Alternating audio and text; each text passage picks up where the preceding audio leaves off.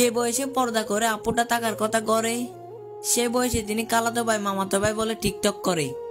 যে হুজুরদের বলার কথা প্যান্ট শার্টের দাম বেশি, এখন পাঞ্জাবি টুপি লাগা, এখন সেই হুজুরাই বলে আটা ময়দার দাম বেশি, এখন শ্যাম্পু লাগা।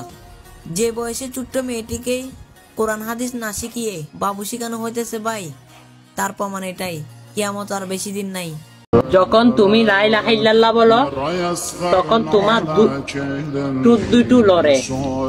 বিশ্বাস না হলে চেষ্টা করে দেখেন। মাশাআল্লাহ, অনেক সুন্দর হয়েছে। আপনিও কিন্তু সওয়াবের অংশীদার হয়ে গেছেন। কি আমিন বলবেন না? আমিন।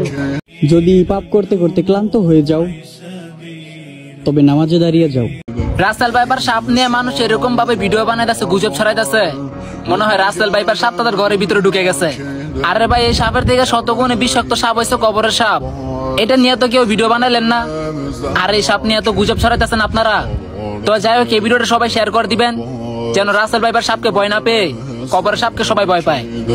আলহামদুলিল্লাহ, আমি ধন্য, কারণ ইসলাম ফ্যামিলিতে আমার জন্ম। আমার সবটুকু ভালোবাসা শুধুমাত্র আমার মায়ের জন্য।